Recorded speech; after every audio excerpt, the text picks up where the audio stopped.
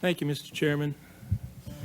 At the risk of making it sound like we're all in a frenzy of self-congratulations and adoration, I would like to thank the staff for putting together such terrific panels as we've had today, and certainly helping our learning curve. And I would also echo the comments made earlier by my fellow commissioners and friends that in support and thanks to the chair and the vice chair for their leadership.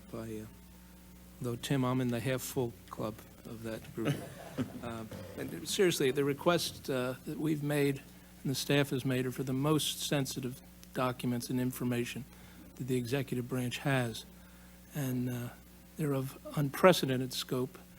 And thus far, the response has come up with an unprecedented scope of material, which I trust will continue, and we will, I trust, also get all the information that we need to complete our work.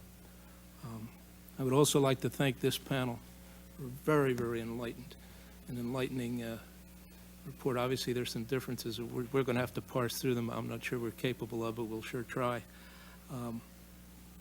You know, the chairman made a very interesting observation this morning when he opened it, when he said that Al-Qaeda was at war with us before we realized we were at war. And I think that's very telling, because it really gets down to the essence of what we're trying to discern here.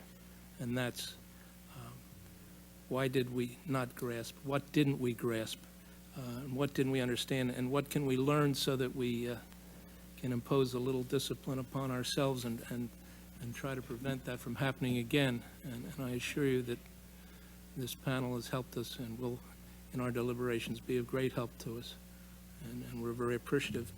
I find it interesting, not being a student of this at all. There seem to be two features that marked the September 11th attacks, and that was the willing of the perpetrators to commit suicide and the ruthlessness of the people who sent them to commit that suicide.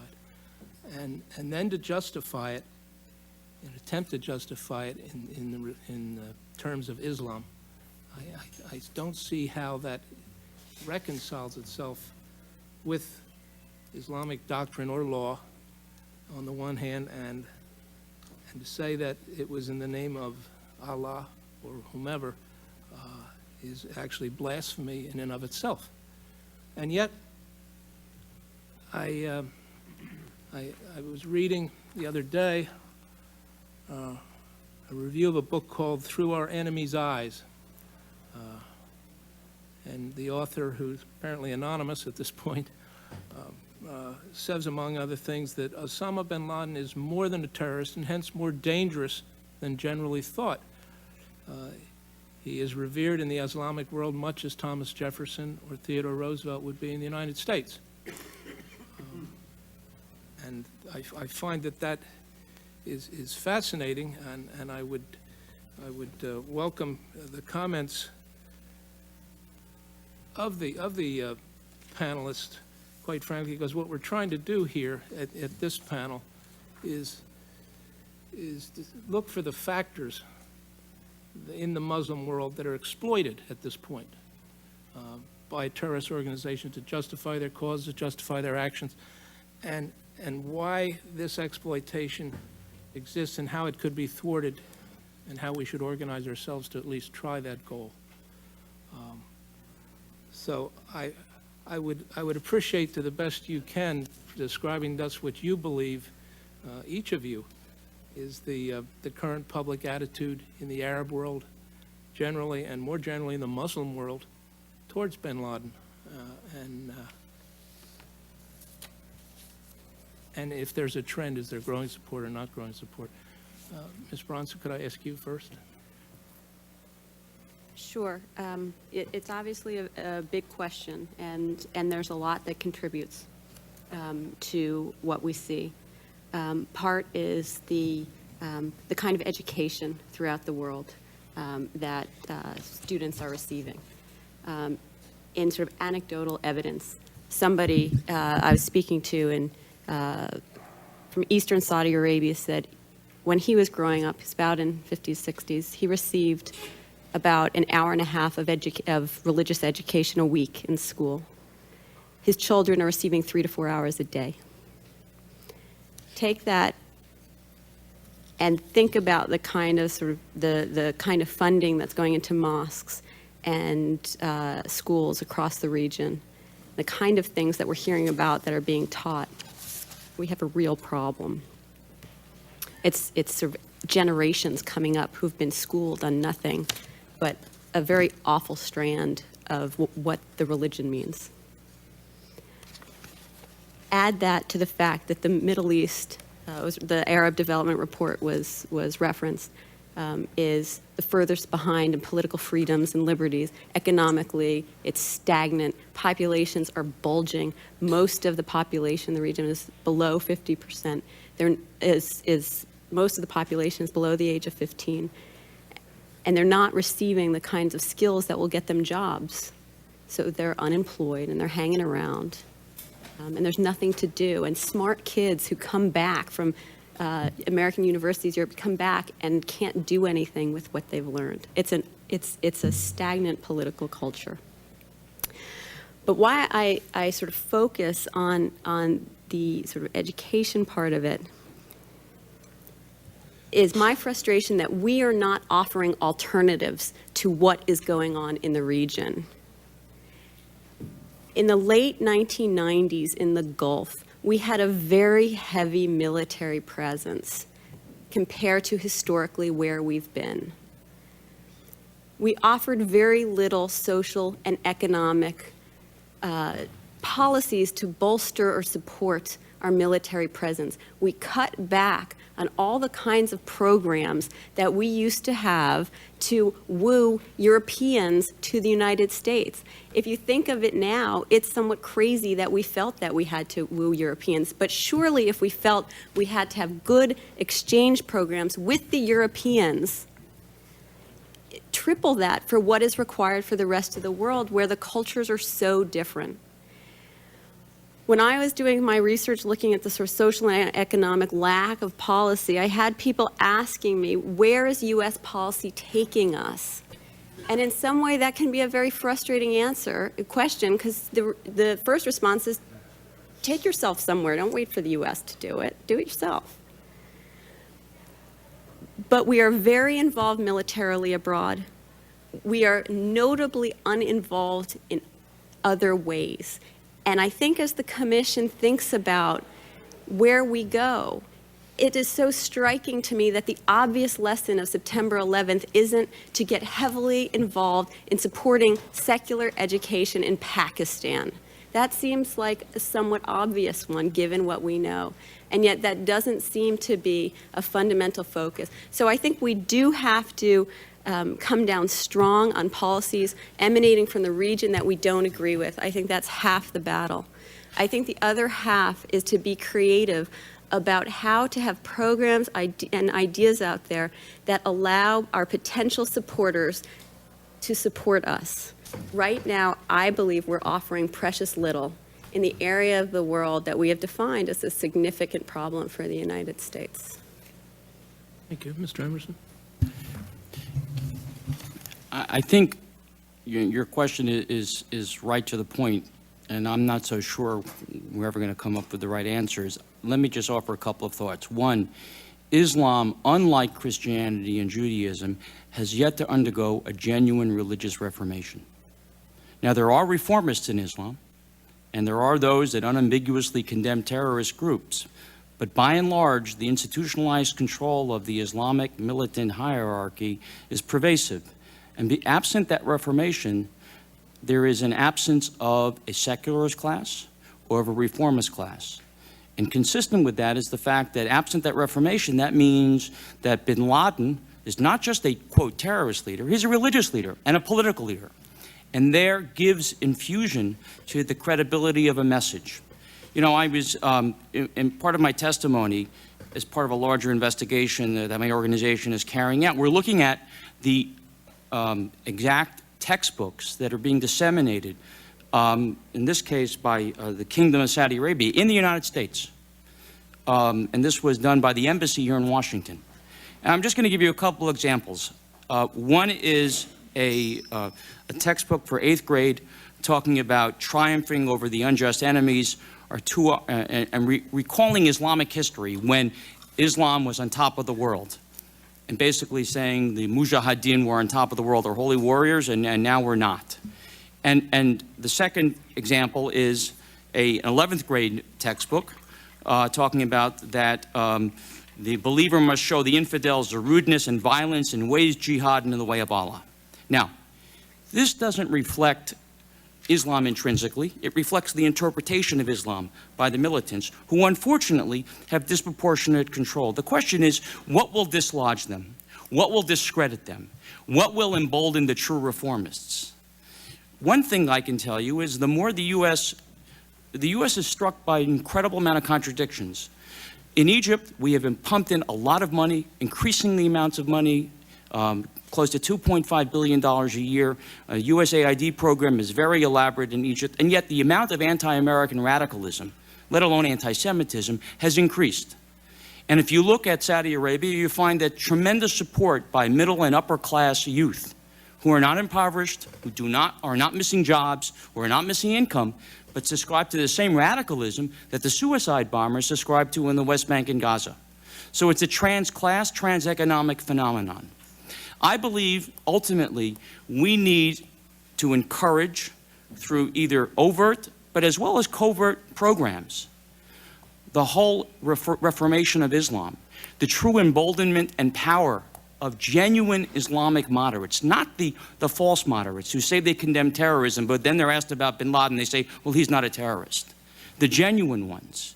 The fact is, we are beset by the contradictions. If we get more involved in the Islamic world, the more it's perceived as the Crusaders coming back. The sense of injustice and double standards that Ambassador Ross talked about has been endemic since the Islamic world began being part of the losing end against the West in the late 1700s. And everything has been portrayed since then as a problem of the Crusaders. So you have a mentality that views everything, going back not just 80 years, but 200 years, as an attack on Islam. Nothing we do, whether it's Radio al-Sawa or another type of, which I think is a good thing, but not sufficient at all, is going to counter the effective control on the media, Islamic institutions, educational institutions that Rachel just talked about, that are deeply embedded within the societies in that area. Now, we can ask for a secularized curricula, but the bottom line is they're not going to accept it. Because to accept secularism, as Qaradawi said, is to accept the defeat of Islam. So the question is, how do we discredit the militants? How do we embolden the moderates? How do we foster a genuine reformation in Islam?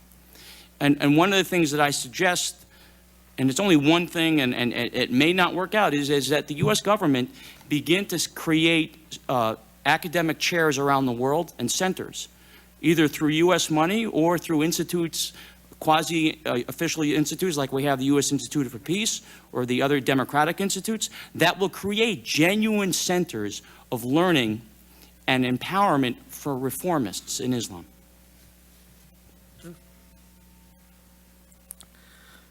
Thank you. Well, I will make no attempt at reconciling the views of Ms. Bronson and Mr. Emerson, but just to focus on the three questions that I think you asked.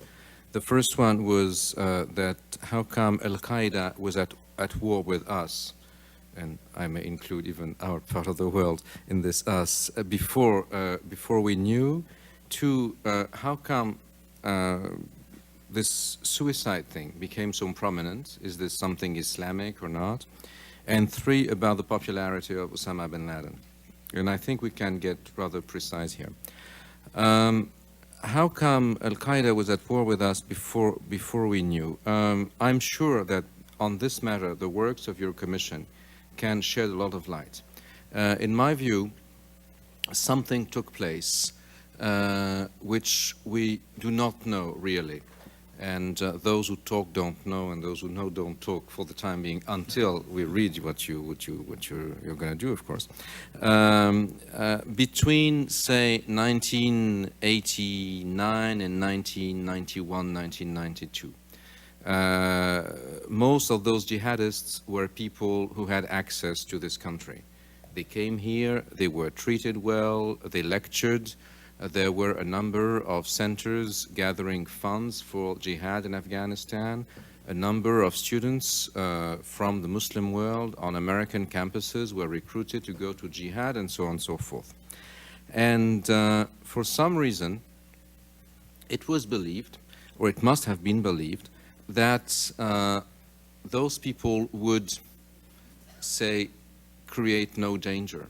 And even maybe that it would be useful to keep some sort of access to them in the event that some sort of revolution like the Iranian Revolution would take place in the future. If you remember, no one in the US actually knew anything about the people who seized power in Iran in 1979, among other reasons, because the Shah of Iran had poured so much money over DC, over the Beltway, at the time that no one knew anything about the Iranian opposition.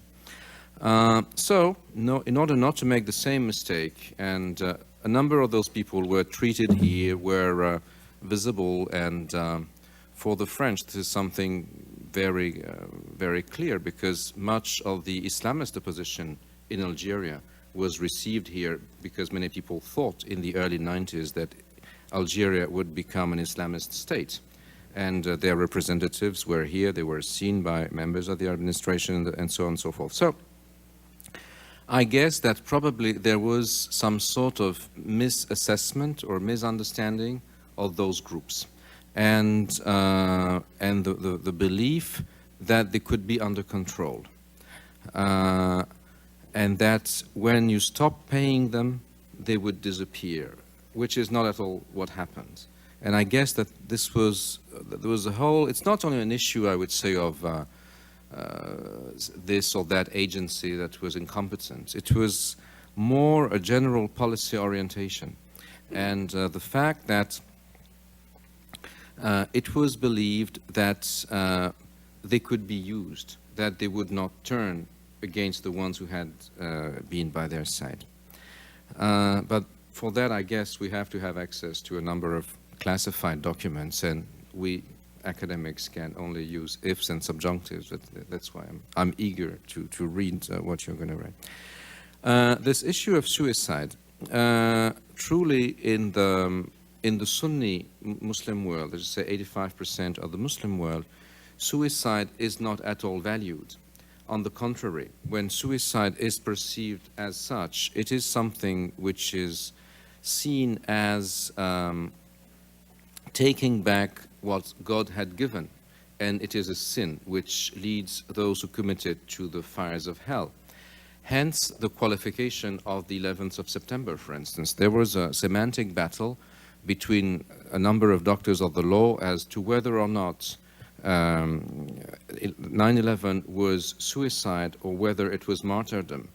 And maybe this is one of the reasons why some people deem Sheikh Qardawi, who's the darling of Stephen Emerson here, a moderate, because Sheikh Qardawi, he's the sort of, how do you say, the televangelist, if I may say so, in Al Jazeera. He has his program every Sunday morning, or he had, because now he's having some difficulties with the Qatari state.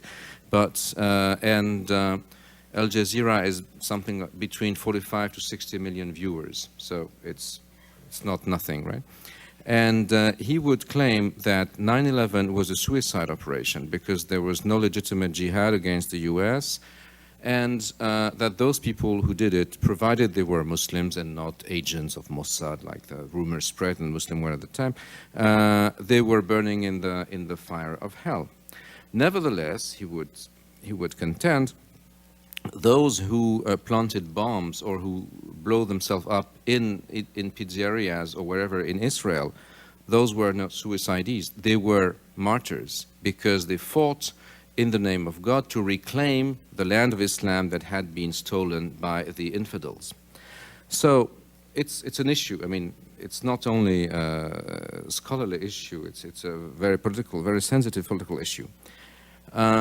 Actually, I believe this issue of suicide in modern Islamic societies came to the forefront with the Iranian Revolution and with the fact that in Shia Islam, the sacrifice of the self is much more value than it is in Sunni Islam. And Shia militants and volunteers would go and blow themselves up on Iraqi minefields during the Iraq-Iran war in the 1980s. And that allowed the Iranian regular forces to proceed. Now, this contaminated those other Shias who are Arabs, i.e. In southern Lebanon. And then the Hezbollah tradition developed on this suicide bombing things. They were Shias, just like the Iranians, but they were not Iranians. They belonged to the Arab world, if you wish. And that, in a sense, became a model because particularly when after Ehud Barak decided to pull out Israeli troops from Lebanon, southern Lebanon, in May of 2000, then this was perceived by the rank and file people in the Arab world as the only military victory, the only Arab military victory of date, right? And so, hence, this issue of suicide gained some sort of ground and credibility as a means to achieve aims that would otherwise be unreachable. But then it sort of, it became loose. It stopped being under control because there was endless overbidding in this issue of suicide in Palestine and Israel particularly. And, but eventually this issue of suicide, cannot be understood if you don't put it in context with the media, and particularly with the satellite television thing. I mean, suicide allows you to, a suicide attack or suicide bombing, I mean, to be in the news, to be in the front page, and this is catching attention. And stop broadcasting suicide bombings, and you'll see that suicide bombings, if not disappear, I mean, at least lose a lot of their political interest, right? So, how come young people with education, and even at times with Western education, get into those suicide operations? The one issue, of course, is, as Dennis Ross mentioned, because there is such an amount of despair that people think they have no other way. I mean, this is the only thing they can do. There is no solution, and so on and so forth. So this is the sociological dimension, which can be discussed. And one other thing is that nowadays, and this is going back to something Mr. Emerson said earlier, that we now have a different type of Islamic learning which has gained prominence, particularly during the Afghan years, the Afghan jihad years, where obscure interpreters of the book have now become extremely active. People who do not speak everyday's language, but who would look out for the sort of most difficult verses or sayings of the prophets, and who would claim that they have authority in order to fight the Jews, fight the Christians, and so on and so forth. And there again, then you have the possibility to them, I mean, to have control over minds which are not well grounded in sort of religious learning. Here, clearly, there is a big problem in terms of what is Islamic learning in the Muslim world today, and who has been able to capture this issue.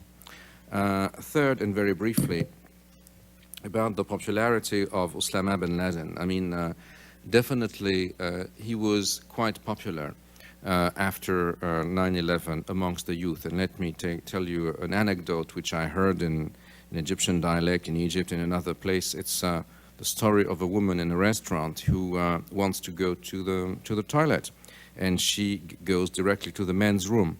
So the waiters tell her, no, lady, milady, this is for men. I mean, you go to the restroom for the ladies. And she asks, why? Is Osama bin Laden inside the the men's room? And they say, no, of course he's not. He said, so I can go because he's the only male left in the Arab and Muslim world, right? And this is something which is, so she did not fear anything from any. All the others were, castrated. So, and this is something which is kind of telling, i.e. that he was seen, if I may say so again, in Saudi Arabia, in a country where there are a lot of zeros in checks, I mean, as the only hero. And then I guess that this shouldn't be underestimated. Nevertheless, his problem is that he cannot deliver. And he's just like an Andy Warhol, Andy Warhol said that everybody would be famous for 15 minutes. Well, he's been famous for a little more, but he has disappeared. I don't know whether he's dead or not. Maybe you'll discover that also. I mean, we hope. And but bin Laden, in a way, you have the activist bin Laden. I mean, the man who was the part of this Al-Qaeda network. And Al-Qaeda it's a strange story because they never called themselves Al-Qaeda. Al-Qaeda was a nickname, and it was something, I mean, this was not a fabrication by the press in this country or by intelligence agencies, but rather a way to focus on something. It was a nebulous thing. They would call themselves the vanguard of Islam, but Al-Qaeda, no Muslim, no Islamist movement in my knowledge, and I've been studying them for 25 years, has ever called himself such a thing, right? And so calling them the base was a means to focus on them. So you have the bin Laden who is the activist on the one hand, and you also have bin Laden who's the sort of the media icon, and as this, if not this great scholar of Islam, at least this great scholar of media, Orson Welles, once said, I don't know, the worst, the best, the bad guy is the more money you make at the box office. And clearly bin Laden was seen as such a fabrication. I mean, bin Laden without TV coverage is just like a fish outside of the aquarium, and he doesn't deliver. He doesn't deliver anything significantly. He doesn't allow people to make more money, to survive, to lead better lives. And nowadays his name is less and less mentioned. So I think that maybe this is bin Laden's present. Today, reverence to bin Laden he will be another of those failed Arab heroes, those heroes who said that they would bring something, but ultimately they brought nothing but havoc. Thank you. Ambassador Ross, I hate to ask a fourth person to respond to the same questions, but I appreciate your thoughts. I'm happy to. Look, let me start with where Gilles ended. I go back to something I was saying earlier. There is the appeal of the defier. There is the desire to stand up to those who humiliate you. There is the impulse to have somebody who will represent the powerless against the powerful. He embodied that, but as I said before, he's not the first to try to do that. The problem with defiers is ultimately, if you're going to succeed, you have to produce and not just defy. And every single one of the defiers so far has ultimately failed because they have not produced. But they're still able to tap that sense of resentment, that sense of anger, and the appeal of martyrdom. I mean, it's another expression of this. Well, here's someone who's prepared to inflict pain on those who inflict pain on us. Until there's more of an effort in the region by religious leaders as well as political leaders to discredit this, you're not going to see anything change. And you can't have one kind of terror that's okay and another kind that isn't. When you go in and you blow up a nightclub in Tel Aviv, that's terror, it's not resistance. When you blow up a pizza parlor, that's terror, it's not resistance. But when every Palestinian school at that time would actually put up banners, to proclaim the glory of the suicide bomber who did that, when the Arab media generally would do that, well, that's hardly going to be something that becomes illegitimate. Now, since 9/11, we've seen some change in that. And since the Saudi 9/11, we've seen some more change in terms of that, because when local leaders begin to see that they're not deflecting the threat away from themselves, but it is something that will be visited upon them, they begin to take a somewhat different view. I agree with Steve Emerson's point that I think there probably does need to be some kind of reformation in Islam. The problem is it has to come from within. It cannot come from without. Now, there is the potential for more change coming from within, not just among the religious, but more generally speaking. And we have to look at what the fall of Baghdad has meant psychologically throughout the Arab world. Nobody expected that it was going to be Stalingrad, but they did expect that there would be resistance. And when it collapsed very quickly without resistance, and this is a capital with a glorious history, then it reminded everybody in the region that there was something really rotten with Saddam Hussein's regime, but it also reminded them that this was a regime that was more extreme than theirs, but not in many ways dissimilar from theirs. Now, what that does when it creates a sense that there's rot, it tends to strengthen two very different approaches. One is the fundamentalist approach, because after all, they have a very simple explanation for what's wrong and how to get well. But it also has emboldened the reformers, who also have their own explanation for what's wrong and how to get well, which is one of the reasons that I say I'm very strongly in favor of us doing more with reformers. It's not the whole story. I think what Rachel said about education should be an important part of what we do. I think we have to recognize something critical to this whole enterprise. What the defiers need is a complete sense of hopelessness. It's what makes, it isn't just what creates the anger and frustration, but it creates a sense where you have nothing to lose.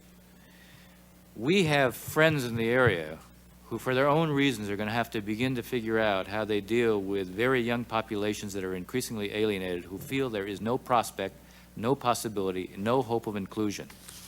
Unless you begin to see the possibilities created, you don't have to have a revolution, you don't have to transform the reality overnight, but you have to begin to create a sense that something can change. In Saudi Arabia right now, the Crown Prince has embraced a call for reform from Saudi liberals, and he's facing, in fact, real resistance from other members of the royal family. One of the things I suggested in my statement is this is not a struggle that we should be indifferent to or neutral about. Thank you all for very fine answers, Mr. Chairman. I don't want to monopolize all the questioning of this panel. I turn it over then to Senator Cleland. Thank you very much, Mr. Chairman. Mr. Ross, we give you tremendous kudos for taking shuttle diplomacy to a high level, unheard of in modern times. So thank you very much for all that time on the aircrafts trying to work on the problems of the Middle East. May I just say that, Ms. Bronson, I fully agree that this Samuel Huntington thesis of a clash of civilizations is exactly what we don't want to have. But I'm afraid that in terms of what are the results of our policy, that it may begin to have that effect and create more defiers or create more alienation, Mr. Ross. I'd like to just read to you an excerpt from a speech by Senator Chuck Hagel, Republican from Nebraska, to the National Press Club luncheon, June 19th, 2003. It regards the Pew, P-E-W, Global Attitudes Project in terms of a survey of how they see, in effect, America. Senator Hagel says the June 2003 survey of the Pew Global Attitudes Project should be a rousing alarm clock, not merely a wake-up call to all Americans regarding the perception of America in the world today. The Pew Project relied on public opinion surveys from 44 nations in the summer and fall of last year and further data from 21 countries in April and May of this year for a total survey sample of 54,000 people. The survey's finding, according to Senator Hagel, carries a disconcerting message regarding American leadership and credibility. And from the poll he quotes, "The Iraq War has widened the rift between Americans and Western Europeans, further inflamed the Muslim world, softened support for the war on terrorism, and significantly weakened global support for the pillars of the post-World War II era, the UN and the North Atlantic Alliance. Mr. Ross, are we creating more defiers? Are we creating more hopelessness, more alienation by the Iraq War and the massive presence that we have there that looks like an open-ended ground war with us losing more and more people every day? Well, I think obviously we have to have what I would call a balanced approach. I do think the military dimension of it, as I said, is indispensable. And for many who said before the war that we would see an incredible uproar and a collapse throughout the Middle East if we went to war, we haven't seen what many suggested that we would. That said, we have to succeed in Iraq. I mean, it's one thing to demonstrate that the Saddam Husseins, the Osama bin Ladens fail, and their way will always fail and only produce continued humiliation. Sure, there will be some who react to what we did as this is one more humiliation inflicted from the outside. But I think the majority also recognize one of the things I said. There's something really rotten there, and they have to fix it. Now, we need to think about, A, how we can help them, B, where we invest heavily, we also have to show that our way can work. There isn't an American blueprint that can be imposed on the Middle East, not a chance. You can't impose democracy, you can't impose peace, but you can support those who share those values. And what we do in Iraq has got to, in fact, demonstrate that what we said we were going to do is, in fact, what we have done. We cannot be seen as occupiers. We have to be seen as liberators. We have to show that the Iraqis are the ones who, in the end, will determine their destiny, not us. We will have to find a way to put an Iraqi face on what is going on. The sooner, the better. We will have to do this in a way that, obviously, in the end, shows that our words reflected who we are. So I don't believe that what we've done in Iraq necessarily creates a bigger problem for us, but if we were to come back a year from now and find that the situation looks the way it does today, then I would be much more concerned. If a year from now Iraq looks like it's on the right track, then I will tell you I think that will help us in the war on terror in terms of emboldening those who believe there has to be a different way and the Middle East has to look different. Mr. Capel, I'm a Vietnam veteran and followed the French in Indochina. The Americans have followed the Turks and the British in Iraq. You want to respond to whether or not this survey of global attitudes about American involvement in Iraq lessens our chances of doing better in the war on terrorism? Does it create more Osama bin Ladens, as Mubarak once said? Thank you. Well, do you want me to answer in my capacity as a Frenchman or as a scholar? Whichever you're most comfortable with, mon ami. Well, coming from seeing myself as a stinking cheese-eating weasel, and that may explain why the image of the present American administration in my country is not, to use a euphemism, extremely positive. And I once even thought that people should sue some of the American media for portraying French people with the weasels' heads, and if had it been some other groups, maybe discrimination. Oh no, that's another story. So I would say that the view of U.S. policy outside the U.S. nowadays, and I can to some extent speak for Europe because this is where I live, but of the Muslim world because this is what I study, is that the U.S. is mainly interested in its vested interests more than it is interested in the common good. And this may be right or wrong. I mean, you're free to approve or disapprove of it. But I think that this is a very deeply rooted feeling worldwide. And that means what? That means that groups of people, and in the middle class mostly, who would otherwise be willing to follow the U.S. lead, who would largely, as is the case in Western Europe, share a fair amount of values that we have in common, now feel that the U.S. leadership is not really trustworthy because it leads to U.S. interests more than it leads to a shared global leadership, if you wish.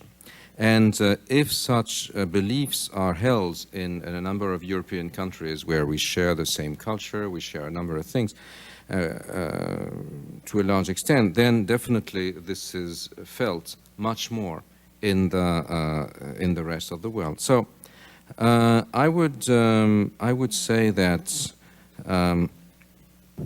there's a lot to be done. Probably in patching up those differences in terms of not only declaration but also action.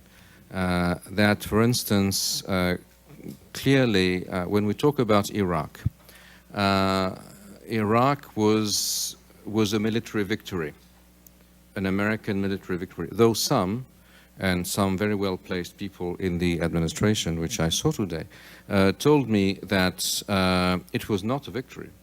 The war was not really over, and that many Iraqis still believe that the war is not over, which is a mistake, militarily speaking. But nevertheless, if we assume that this is a victory militarily, because the Saddam Hussein army is done and so on and so forth, how come it did not translate into a political success?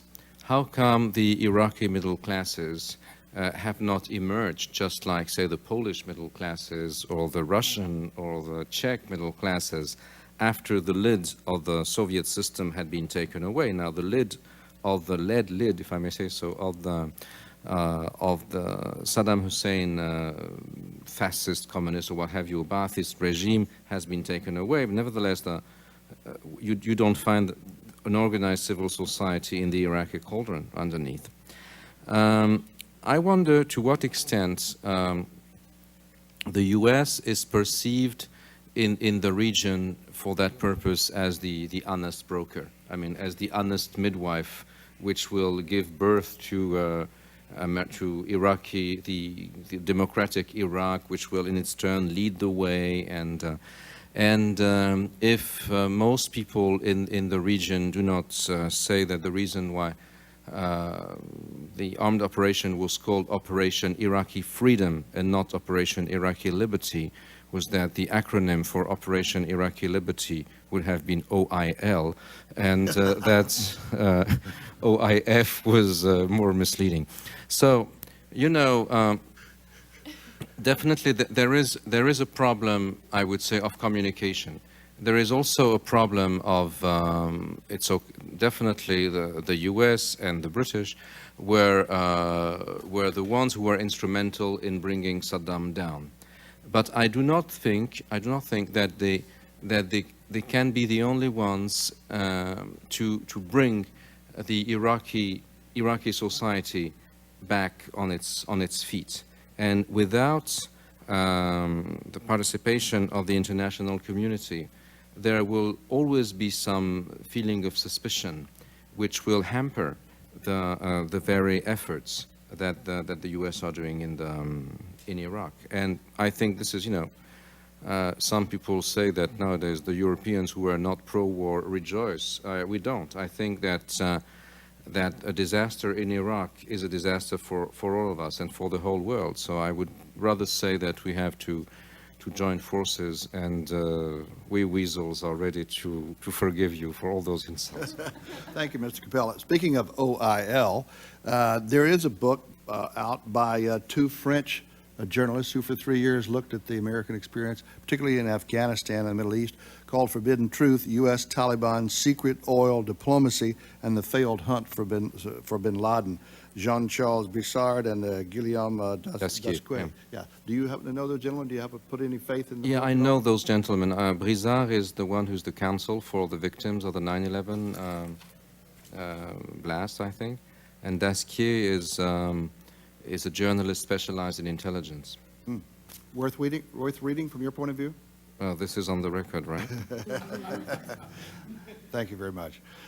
Stephen Emerson, please, sir. Your comments about America's role in the world and whether or not this Global Attitudes Project, saying that the war in Iraq has reduced, in effect, American, has widened the rift between Americans and Western Europeans, further inflamed the Muslim world, softened support for the war on terrorism, and significantly weakened global support for the pillars of the post-World War II era, the UN and the North Atlantic Alliance. Again, are we creating more Islamic radical terrorists by this effort? I think that if one looks at surveys prior to the Pew Charitable Trust survey, looking at surveys, for example, right after 9/11, one sees an incredible degree of radicalism that existed prior to the U.S. invasion of Iraq. For example, a BBC reported in November 2001 that based on a telephone survey of 500 British Muslims, it was reported that 67% believed that the U.S. was unjustified in blaming bin Laden for the attacks on September 11th. In a 2002 Gallup poll published in USA Today, admittedly not as scientific as other polls, but interviewed 10,000 people in 9 mostly Muslim countries, 61% said the Arabs did not carry out the September 11th attacks. I'm going to relate to you just a personal experience that occurred within the last year when I gave a speech in Ohio at the University of Toledo Law School. And I could see there was a lot of hostility in the room. There were about 1,000 people. And I'd say several hundred were Muslim students or Muslim representatives.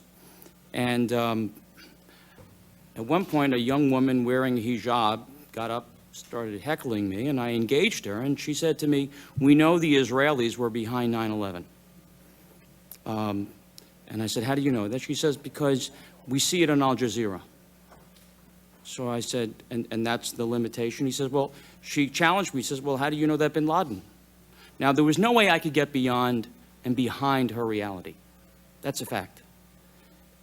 What it demonstrated to me that there is this extremist view that unfortunately exists out in other parts of the world, not limited to the Muslim world, but certainly in large parts of the Muslim world. There's a dominant view the U.S. is evil, is engaged in an anti-Muslim conspiracy, and that's why bin Laden, labeled his fatwas a declaration against the Crusaders, invoking the Crusades.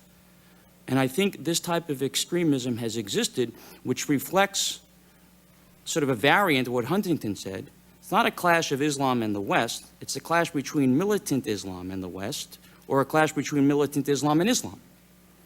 And I'll be frank with you that I don't have the answers in terms of trying to unravel this type of extremist views. I do know that the propagation within public institutions of schools, popular media, constantly reinforces the notion of the extremist views of the U.S. as an evil country. And unless and until that type of culture is changed, and some of it can be changed with just a simple ruling by the Kingdom of Saudi Arabia, and in fact, Pakistan, to its credit, has shut down more than 10,000 madrasats that were teaching jihad in the last 2 years. There can be efforts, and it may not pay off for another 10 years, that would reduce the allure of the jihadist culture. Thank you. Mr. Bronson, you have the last word. Sure, thank you. In my submitted testimony, I referred to an article by Peter Rodman, who's now Deputy Assistant Secretary of Defense for International Security Affairs. He had a very prescient article written in 2000 about growing anti-Americanism.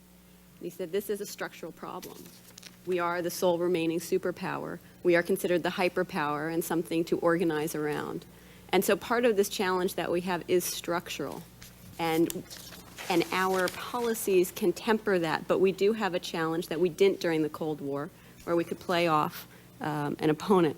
So I think it's important to remember that this was out there, and I think much of it was growing throughout the 1990s, and we probably didn't pay enough attention to it.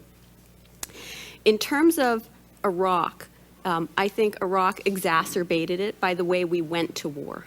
We had to go to war in Iraq, as far as I'm concerned, because it was a rallying point for radical groups because they were pointing to the ugly effects of sanctions and the allowing Saddam to march around his box and destroy this important civilization within Iraq, within the Arab world. That the radicalism wasn't, in my view, some of these ties, the argument wasn't these ties to al-Qaeda, it was the radicalization of the entire region because we seem so complacent in allowing Saddam Hussein to continue to rule. I think it was a very important, it was the way by which we went to war. I think that is causing us some challenges. I think this very much was a war that was sanctioned by international law and UN resolutions, and it was unfortunate that we had the doctrine of preemption right before it. It warped the debate about what this was actually about. But I would say that exacerbated it, although it was necessary, and I wish we could have found a different way to go, and I think it was possible to find a different way. But where we are today, we must get Iraq right. I've had calls from Oman, people saying, get this right because they need positive examples, as referred to, I think, by Dennis Ross. We need to have successes. We need a success in Afghanistan or a success in Iraq. We have engaged in a massive project. Consider what we poured into Germany alone between 1948 and 1950. We poured in $8 billion. We have now said that all we are going to pour into reconstruction of Iraq is $1.7 billion, the $8 billion in current dollars, $1.7 billion in all of Iraq. We took 30,000 troops and made them police officers and constabulary forces. We armed them with horses and police riot gear. We're reluctant to do that in Iraq. We really are nation builders. It's an uncomfortable world, but we have taken on that challenge. And unless we work extremely hard and put serious resources behind our involvement, losing Iraq will prevent the middle class from coming out. It will be this lead lid. The Iraqis don't know that the Soviets are gone like the Poles knew that the Soviets were gone. They don't know that Saddam is gone. We have to make absolutely clear this war very much is still going on. Whether you agree or disagree with how we went to war, whether the war, this is very important to this part of the world, that we absolutely get it right because our friends need a victory. They need us to have a victory. And right now, they see precious little reason to rally around the United States.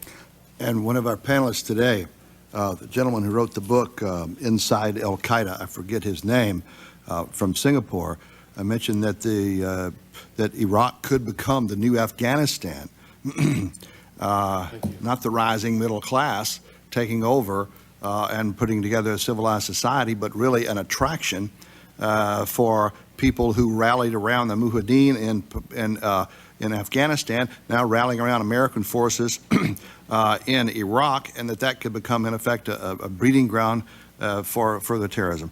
Fascinating panel. Thank you, Mr. Chairman. Thank you very much, Senator. I want to thank this panel particularly. You were a wonderful way to finish our day, each of you.